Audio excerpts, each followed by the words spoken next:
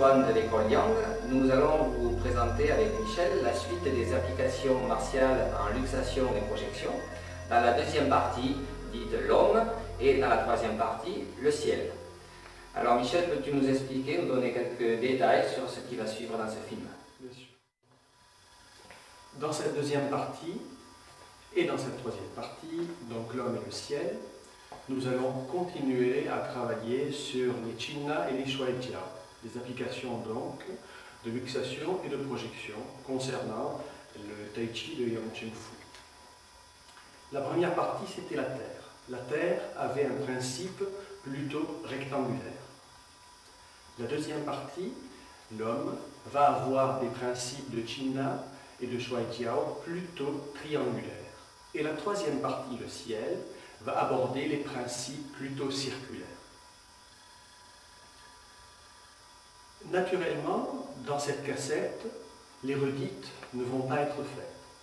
Autrement dit, les applications martiales qui ont été expliquées dans la première partie ne vont plus l'être dans la deuxième, sauf s'il y a des variations importantes. Naturellement aussi, vous n'omettrez pas de vous entraîner à l'échauffement avant de commencer de travailler les Chinna et les Shuaijiao appliqués au Tai Chi Chuan.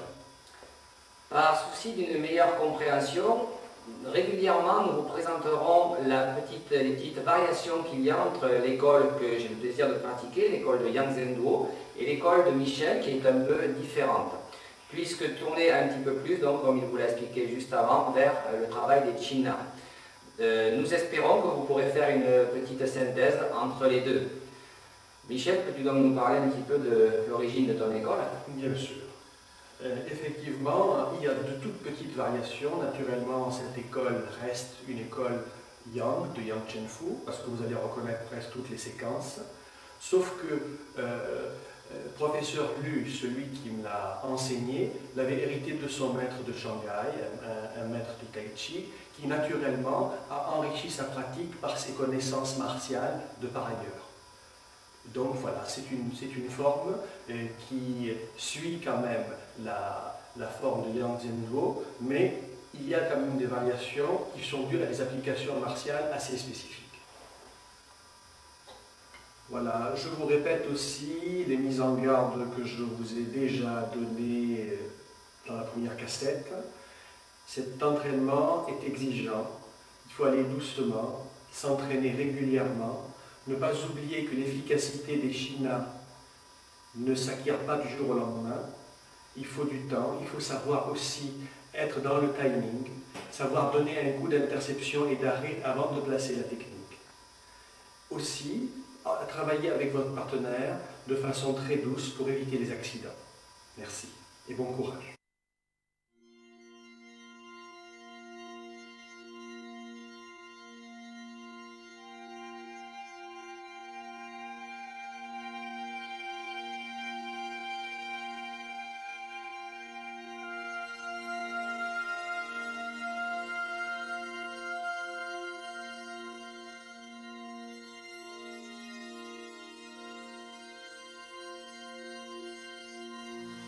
Vous êtes en posture de fermeture apparente. Votre adversaire partenaire vient vous saisir au poignet gauche. Vous attrapez la base de son pouce, vous faites une rotation externe. Et en mouvement de brosser le genou, ouvriez le pas de paume, il se trouve pris avec le coude en luxation.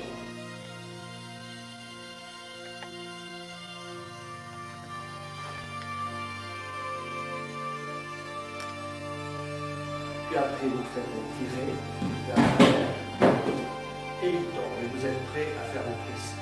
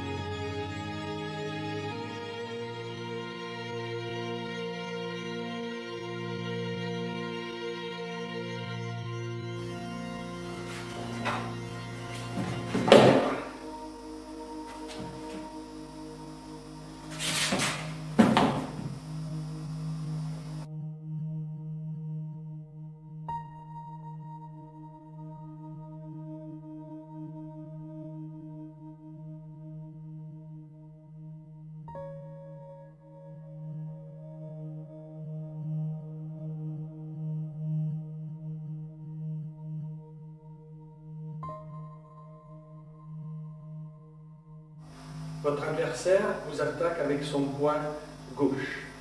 Vous parez en essuyant. Vous suivez avec la droite, le poing sur le coude et coup de pied à la tête.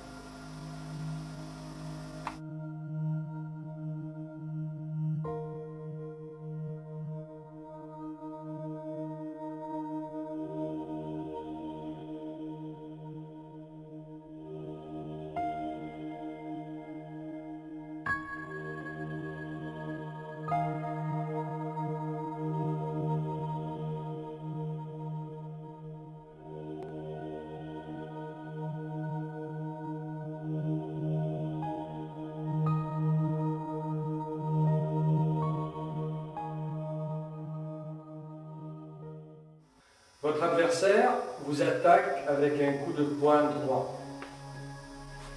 Vous vous parez vers l'intérieur. Vous attrapez le dos de son poing, coup de pied dans l'aine, et en reculant, vous faites une torsion externe, poignet.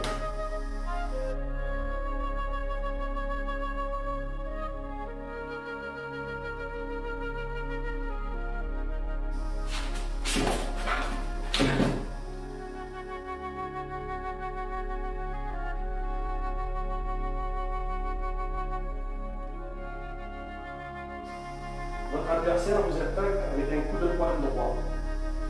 Vous parez le coup de poing, vous tournez le bras pour que la paume soit au ciel, mouvement de luxation du coude, et puis vous reculez, projetez en avant.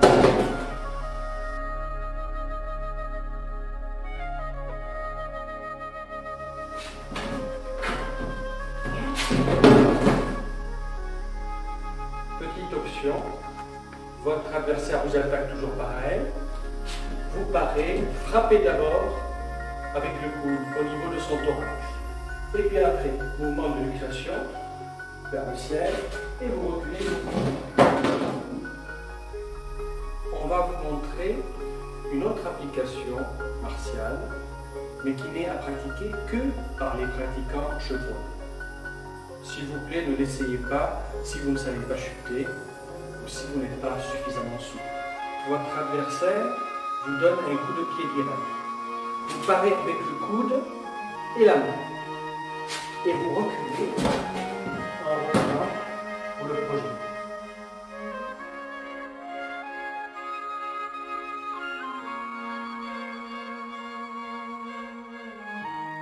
Votre adversaire vous attaque avec un coup de pied gauche. Vous parez avec le tibia, vous descendez sur lui et vous faites un mouvement de cisaillement.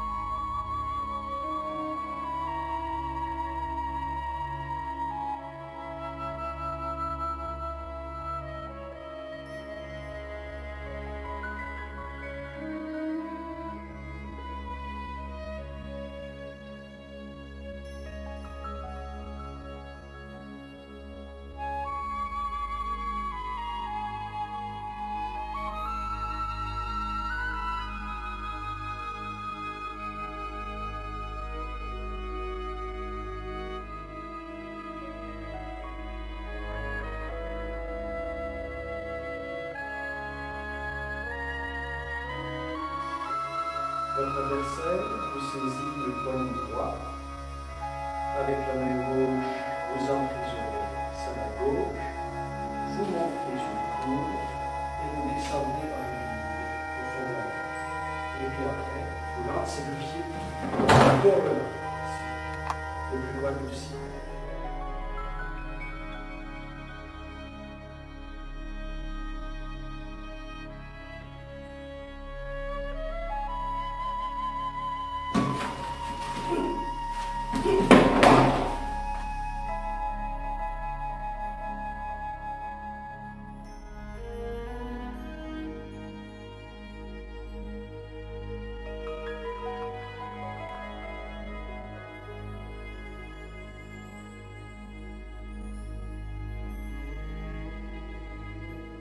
Votre adversaire vient vous saisir le poignet droit avec sa main.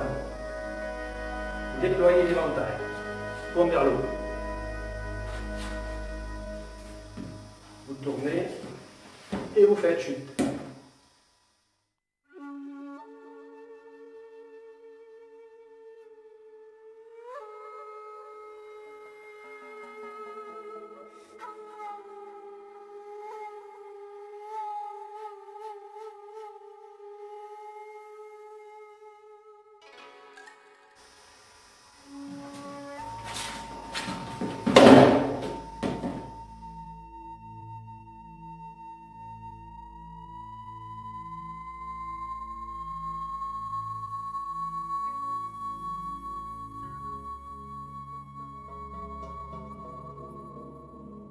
Votre adversaire vient vous saisir le poignet droit. Vous faites un mouvement circulaire et vous débarrassez de son coude. Lorsque votre adversaire vous saisit le poignet, vous faites un mouvement de rotation et vous étirez son coude. Vous poussez avec l'autre vous poussez avec la main gauche tout en tirant avec la main droite. Et là, le coude est en hyperextension.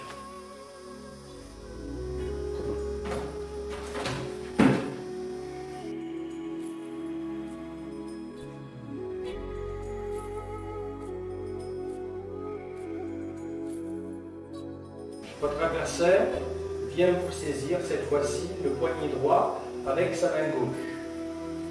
Vous montez votre poing pour cisailler vers l'intérieur et en descendant, vous faites un mouvement circulaire pour que votre poing vienne dans la saignée de son coude côté cubital.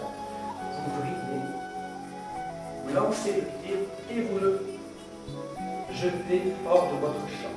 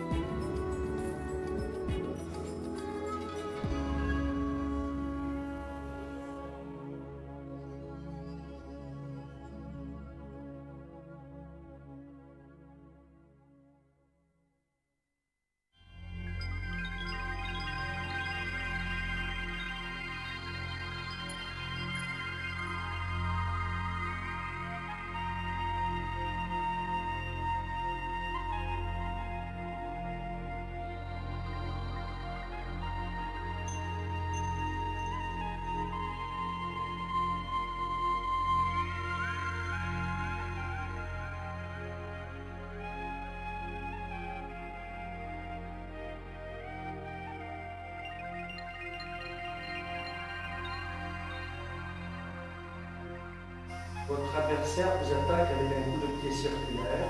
Vous vous avancez avec un blocage en croix. Vous rentrez le pied derrière le sien et vous le projetez en poussant avec le coude sur le genou. Et vous êtes dans la posture ferme.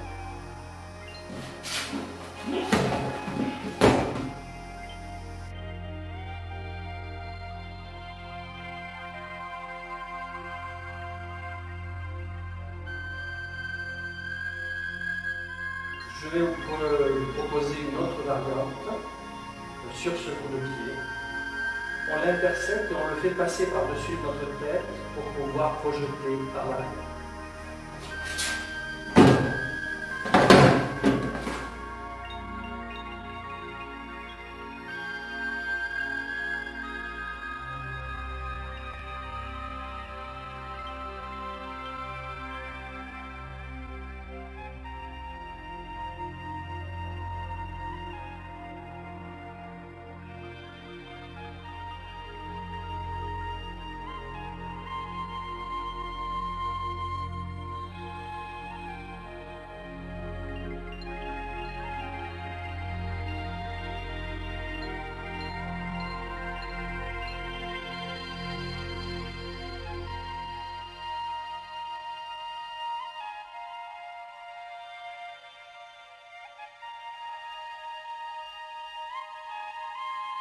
Votre adversaire vous attaque avec un coup de poing circulaire sur la tête.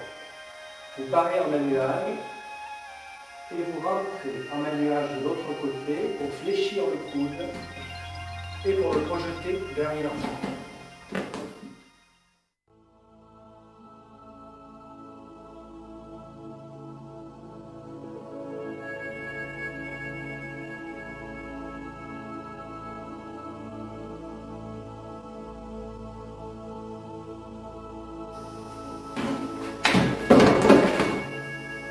Votre adversaire vous donne cette fois-ci un coup de pied circulaire. Vous l'interceptez en main nuage, l'autre main vient sous son creux poplité, et puis après vous continuez le geste jusqu'au bout. Lorsque votre adversaire vous donne un coup de pied circulaire, vous parez et vous vous mettez face à votre visage, son genou, pour que vous puissiez presser vers lui en même temps qu'en tournant, pour éviter à ce qu'il vous donne un coup de pied et pour l'éloigner de vous.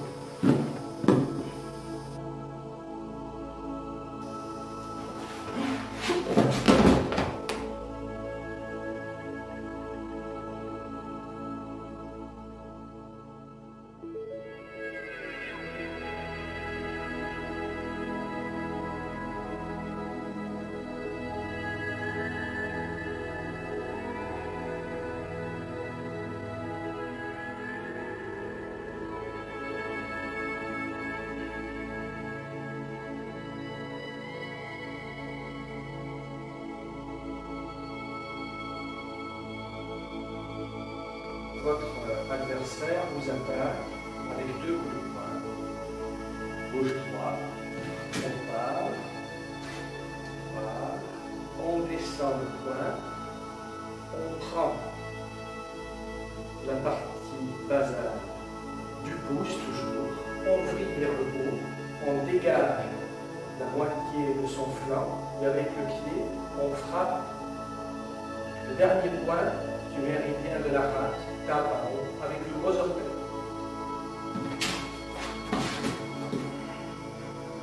Après ce passage, lorsque vous vous trouvez ici, vous allez descendre sur votre adversaire comme le tigre qui bondit sur sa proie. Vous descendez et vous le projetez. Dans cette phase, le coup de pied gauche, comme vous l'avez remarqué, après avoir donné le coup de pied, on baisse le pied vers l'arrière. Naturellement, on peut aussi le laisser sur place et puis faire la rotation pour donner le coup de pied de l'autre côté. Là, dans cette technique, le coup de pied, après l'avoir frappé, descend pour pouvoir faire un china de jambe. Votre adversaire vous donne un coup de poing gauche suivi d'un coup de pied droit.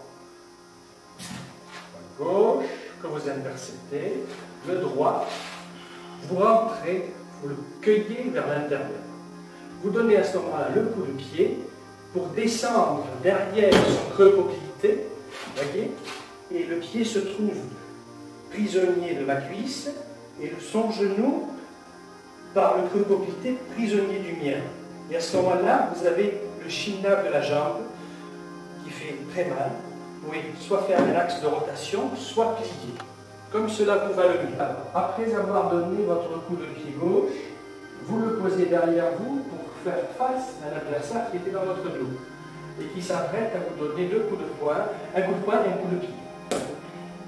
Vous frappez dans le pli de l'aile et vous parez le coup de poing.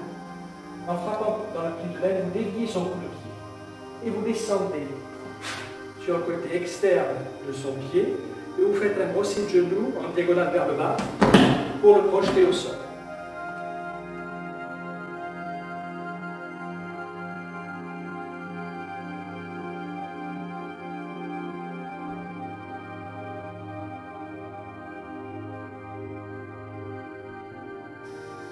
Alors, votre adversaire vient vous donner un coup de pied droit. Vous l'interceptez en avançant directement vers lui, avec un brossé de genou qui ne pas coup de poing, n'est-ce pas? Et puis, vous allez avancer à nouveau, le pied gauche, tout en soulevant le poing, afin qu'il crochette le genou pour le faire tomber vers le sol. Donc vous avancez, il tombe, et le poing est prêt pour frapper au niveau de l'aile.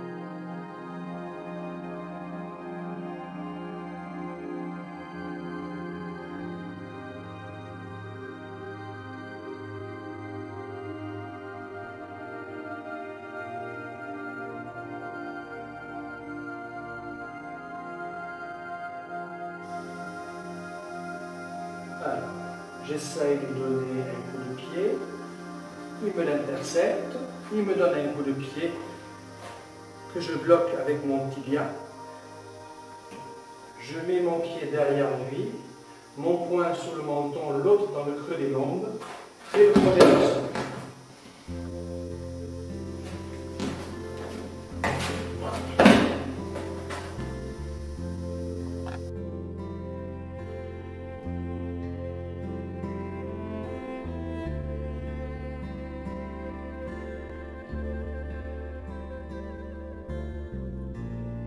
Maintenant, si votre adversaire résiste à votre projection, s'il résiste suffisamment, ou si vous l'avez mal fait, à ce moment-là, vous avez tout le loisir de pouvoir le balancer, le projeter de l'autre côté. Naturellement, ceci doit se faire avec action-réaction. Il faut être dans la simultanéité du mouvement. Une fois que l'adversaire a été projeté à la gauche, je me tourne pour faire face à un autre adversaire qui vient à ma droite. Il profite de l'opportunité pour me saisir les poignets. Alors, une fois que les poignets sont saisis, je fais un mouvement rotatoire vers le haut, frappe au niveau de l'aile et double frappe. Dans cette technique, vous voyez, le Shinda n'y est pas présent véritablement, sauf dans le dégagement où il y a vraiment le phénomène de torsion. Vous voyez, votre adversaire vous tient, et donc là, vous faites un mouvement de torsion qui va l'occuper au niveau des poignets. Vous avez tout le loisir de frapper au niveau de l'aile, pour après refrapper en haut et en bas.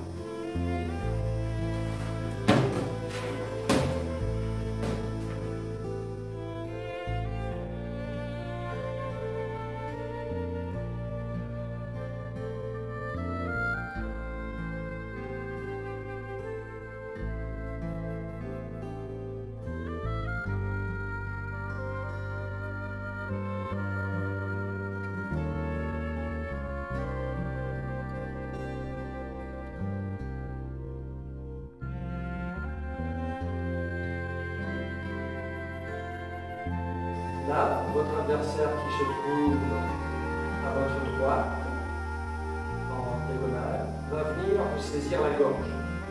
Vous faites face, vous séparez les mains, vous frappez au niveau de l'aine. Vous descendez, vous attrapez ses doigts et vous faites un shin dans les doigts en rapprochant les poignets.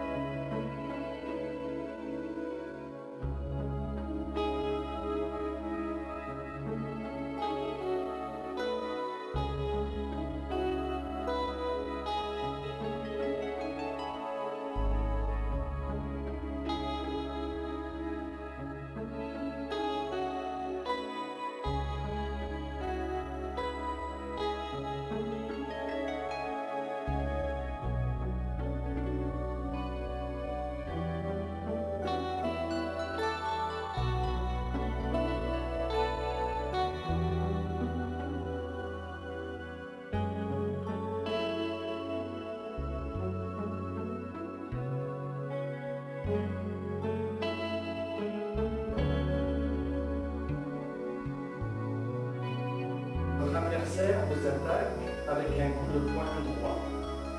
Vous parez, coup de pied gauche, que vous posez à l'extérieur du droit pour pouvoir le tirer en mouvement tourbillonnant.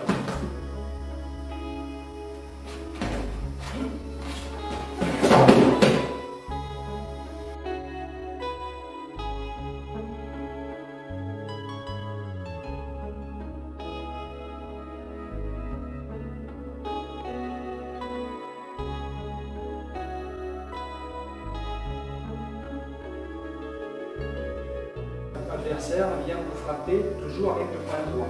Vous parez, vous frappez du pied droit au niveau du thorax, vous mettez votre pied derrière sa cheville et vous descendez en shin dans le jambe, vers le sol.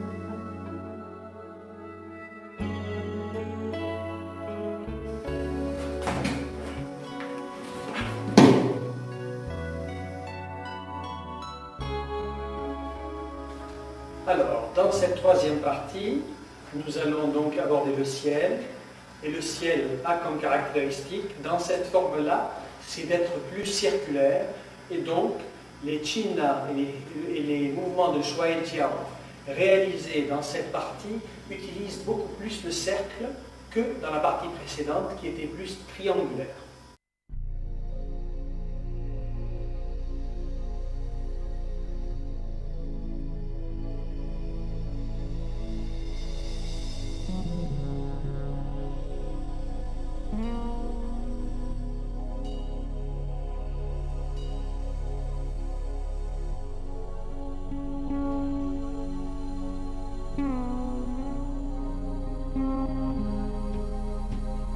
Alors, votre adversaire vient vous frapper au visage, parade circulaire, changement de main, coude sous le coude pour une hyperextension et projection.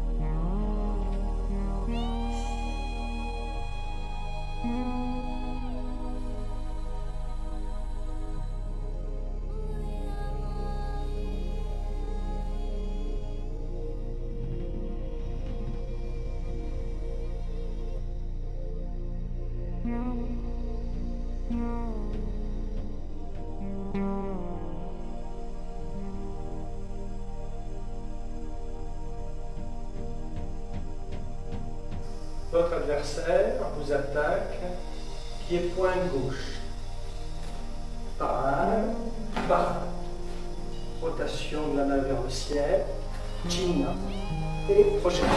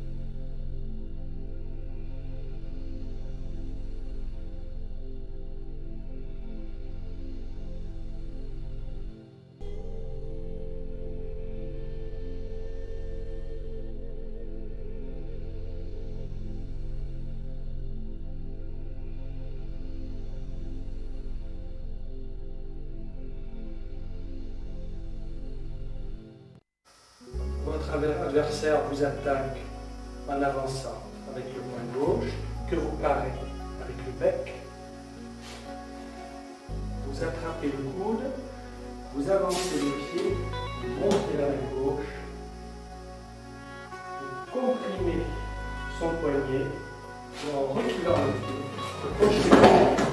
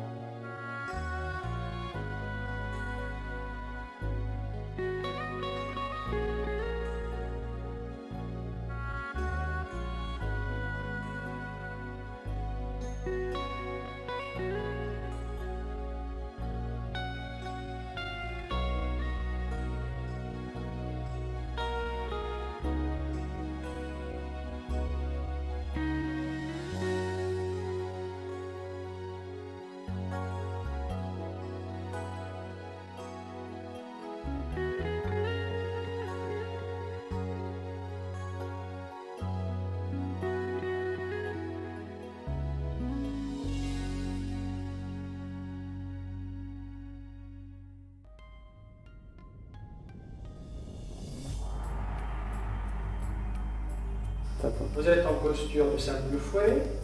Votre adversaire vient vous donner un coup de marteau latéral avec son bras gauche que vous parez avec votre avant-bras et le crochet. Vous passez derrière lui pour descendre sous le creux poplité. La main gauche vient sur le creux sus-claviculaire et vous jetez en arrière. Et vous remontez. C'est bon.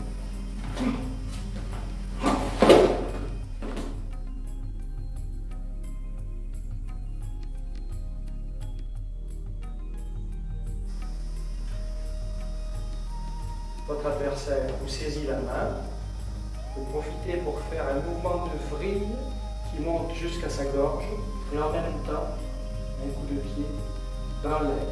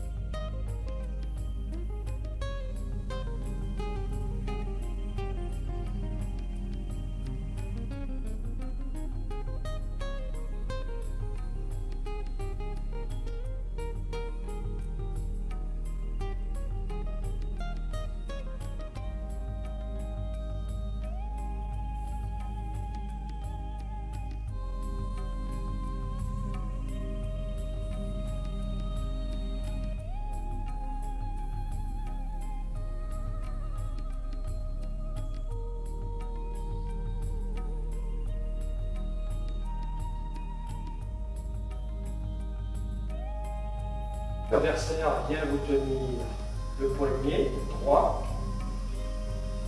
Vous faites une torsion extérieure. Vous rentrez dedans, vous changez de main et avec l'autre main, vous descendez sur son visage pour le plaquer au sol.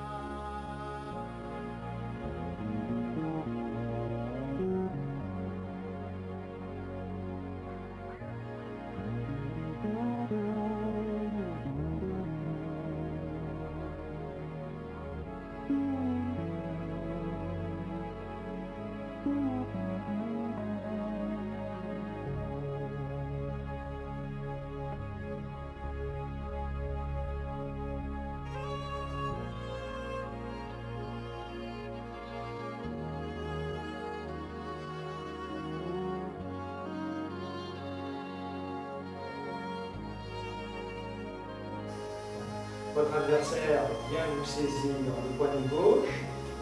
Vous faites une rotation pour attraper le poignet par l'arrière. Vous appuyez sur le coude pour que sa tête soit basse. Coup de pied sur la tête. Et lorsqu'il se relève, on perce au niveau de la carotide.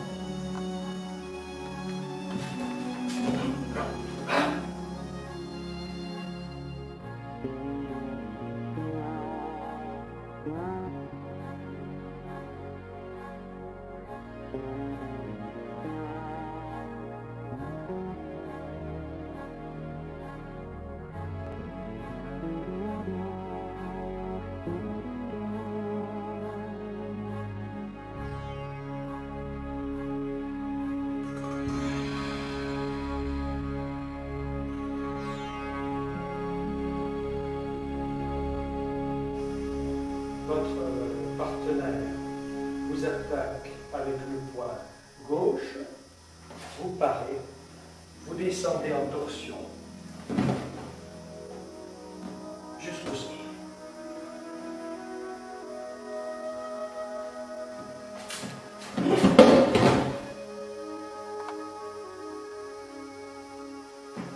Parade sur un coup de poing haut, coup de pied à la lune, et on descend sur le coude. Et on maîtrise l'adversaire.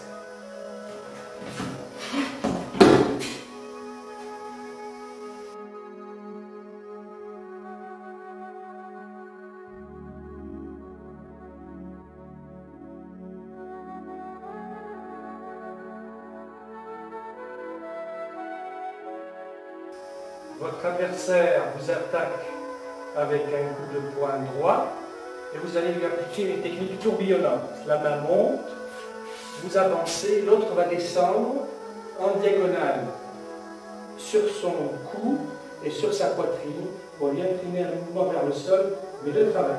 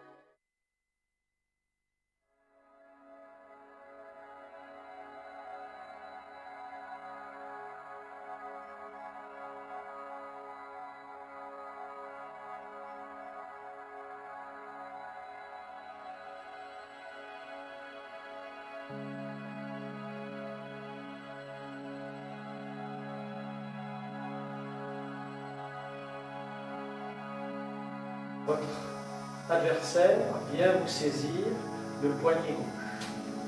Vous avancez, vous frappez, soit au niveau du dernier point de la rate, soit au niveau axillaire, premier point du cœur. Vous changez de main, la main droite tient le poignet, la main gauche le coude, et vous le ramenez en maîtrisant le tigre.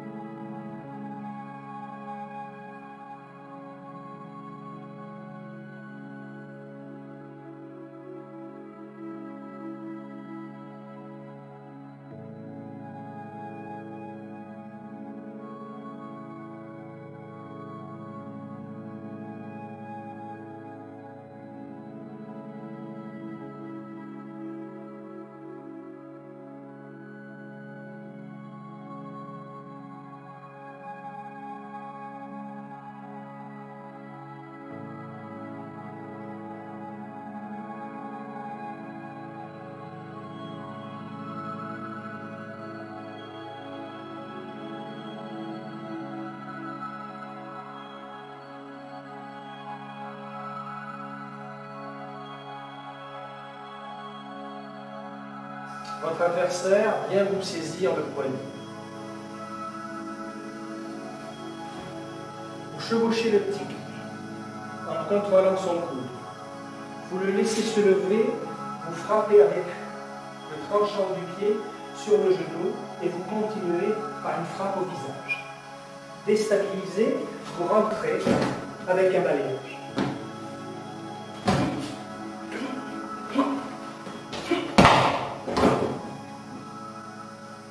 Votre adversaire vient vous saisir le poignet.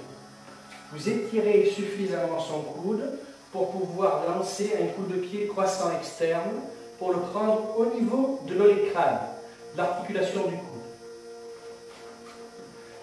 Et vous frappez au visage.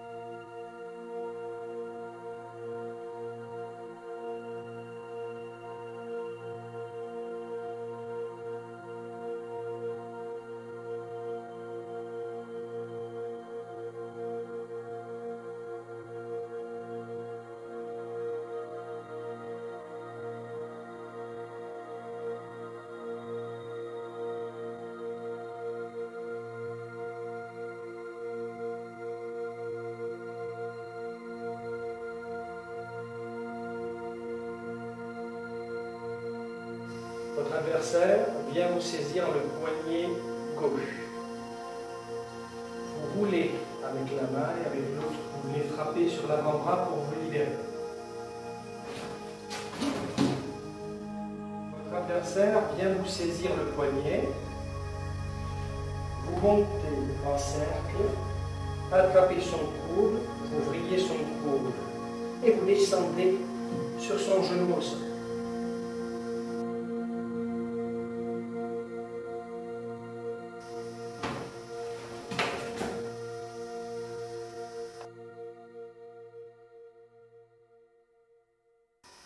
Bien, Michel, ce film se termine. Hélas. Nous espérons qu'il aura plu à nos utilisateurs. Je dirais que la tâche est immense dans le domaine du Chinna et du Jiao, des projections. Je m'en suis rendu compte en travaillant à la préparation de ce film avec toi.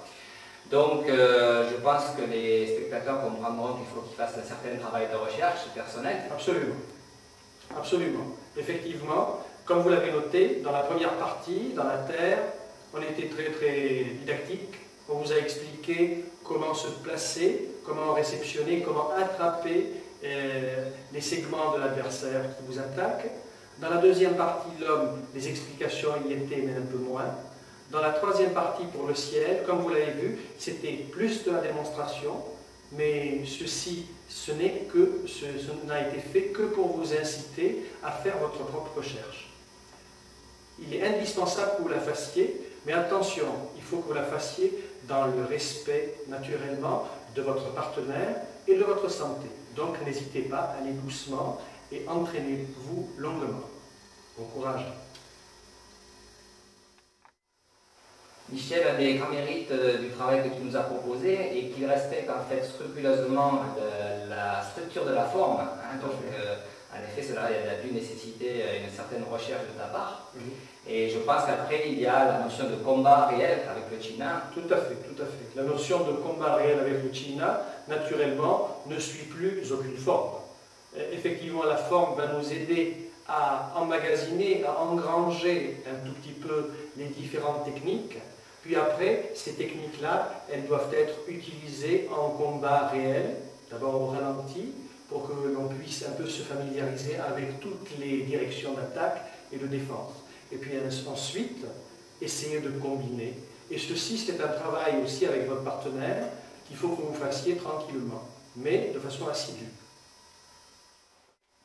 Voilà, merci pour l'attention que vous aurez portée à ce film, avec l'espoir de vous rencontrer un jour pour travailler le Daichi ensemble.